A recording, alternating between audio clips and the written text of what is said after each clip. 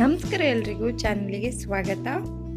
ಇವತ್ತಿನ ರೆಸಿಪಿ ಪಾನಿ ಪೂರಿ ಅಥವಾ ಮಸಾಲ ಪೂರಿಗೆ ಬಳಸುವಂಥ ಪೂರಿ ಮಾಡೋದು ಹೇಗೆ ಅನ್ನೋದು ನೋಡಿ. ಈ ಪೂರಿ ಎಷ್ಟು ಕ್ರಿಸ್ಪ್ ಆಗಿ ಚೆನ್ನಾಗಿ ಉಬ್ಬಿ ಬಂದಿತ್ತು. ಹೇಗೆ ಮಾಡೋದು ಅನ್ನೋದನ್ನು ವಿಡಿಯೋದಲ್ಲಿ ನೋಡ್ತಾ ಹೋಗೋಣ.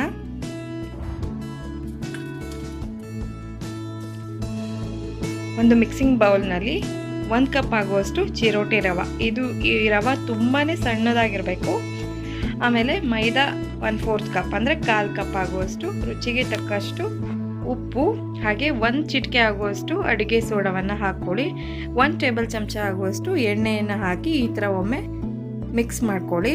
ಇದಾದಮೇಲೆ ನೀರನ್ನು ಸೇರಿಸ್ಕೊಳ್ತಾ ಹಿಟ್ಟನ್ನು ಚೆನ್ನಾಗಿ ನಾದಬೇಕು.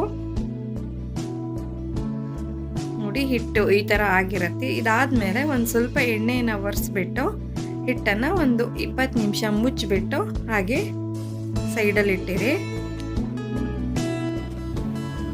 ಇವಾಗ 20 ನಿಮಿಷ ಆಯಿತು. ಇವಾಗ ಇದರಲ್ಲಿ ಸಣ್ಣ ಸಣ್ಣ ಉಂಡೆಗಳನ್ನು ಮಾಡಿಕೊಂಡು ನಾವು ದೊಡ್ಡಕ್ಕೆ ಚಪಾತಿ ಥರ ಲಟ್ಟಿಸ್ಕೊಳ್ಳೋಣ. ನೀವು ನಾರ್ಮಲ್ ಚಪಾತಿ ಎಲ್ಲ ಹೇಗೆ ಲಟ್ಟಿಸ್ತೀರೋ ಹಾಗೆ ಲಟ್ಟಿಸಿದ್ರೆ ಆಯಿತು.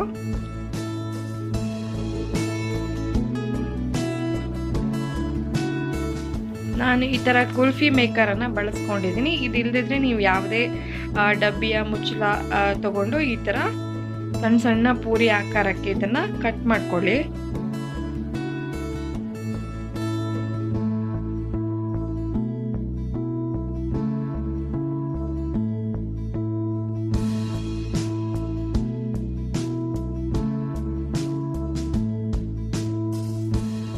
ಇವಾಗ ಇದನ್ನು ಎಣ್ಣೆಯಲ್ಲಿ ಕರೆದ್ರೆ ಆಯಿತು.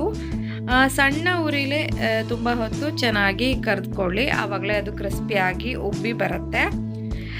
ಈ ಪೂರಿಯನ್ನು ಮಸಾಲೆ ಪೂರಿಗೆ ಅಥವಾ ಪಾನಿಪೂರಿಗೆ ಅಥವಾ ಇನ್ಯಾವುದೇ ಪೂರಿ ಸೇರಿಸಿ ಮಾಡುವಂಥ ಚಾಟ್ ಐಟಮ್ಸ್ ಇರುತ್ತಲ್ಲ, ಎಲ್ಲದಕ್ಕೂ ಕೂಡ ನೀವು ಬಳಸ್ಬೋದು.